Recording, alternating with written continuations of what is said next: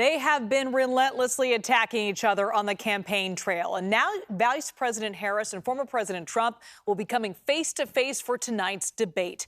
Natalie Brand is in Philadelphia to explain how the candidates have been preparing for the debate stage.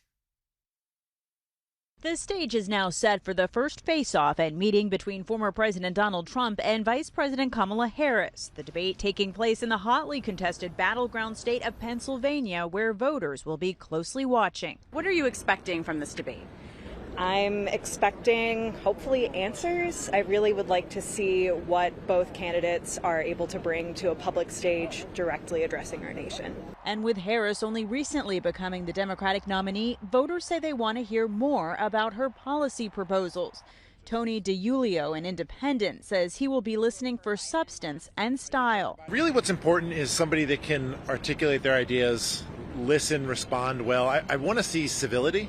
That's one of the things I feel like we've been missing a lot of recently. On Capitol Hill, Trump allies advised him to steer clear of personal attacks. I think President Trump would be wise to explain how he would change the country, stay away from the personal stuff, talk about policy differences. Democratic leaders expect Harris will lean into her experience as a prosecutor to go after Trump and detail differences between the two. A stark contrast in two candidates. One who's a seasoned prosecutor who is going to make her case, and one who is a felon. The 90-minute debate will have no studio audience. Candidates are not allowed pre-written notes on stage, and microphones will be muted when it's not their turn to speak. CBS News has learned she even had a phone call with the 2016 Democratic nominee Hillary Clinton to get her advice on debating Donald Trump. Sources say Trump, meanwhile, has had less formal debate prep, though he has been getting some help from Florida Congressman Matt Gaetz and also former Democratic Congresswoman Tulsi Gabbard, who you may remember debated Harris back during 2019's Democratic primary season. Liz, back to you. Natalie, thank you. Now, we talked to some Bay Area voters ahead of tonight's debate, and one person told us Trump's rhetoric, specifically around immigration, is too divisive. If Trump wins, he's always anti, let's kick everybody out and build a brick wall. I think humans are humans, and everybody deserves a fair chance, to make a living and make their children's place their children's place. And it divides children and families and moms, if they get sent back to wherever country they're from. Now, it's important to note that many people we talked to said that they're afraid to say who they are voting for because of the deep partisanship in the country right now.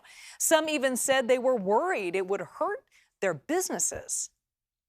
Meanwhile, Governor Newsom is expected to be in Harris's spin room tonight. Today on CBS Mornings, he said he is confident that she will dominate the debate, but knows she'll face some tough questions.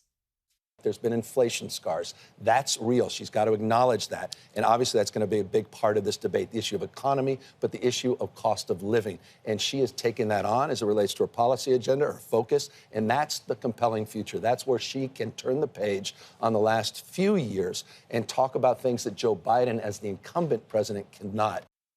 Meantime, the Trump campaign said its goal is to, quote, prosecute Kamala Harris' dangerously liberal record. They also said Trump knows Pennsylvania voters better than her. He understands the issues that they are facing. He delivered for them in his first term. He supported our energy independence. He supported good-paying energy jobs in the fracking industry here in Pennsylvania. The Trump campaign also said that Trump knows Harris's record well from her time as Attorney General of California and San Francisco's district attorney, and is ready to discuss her policies.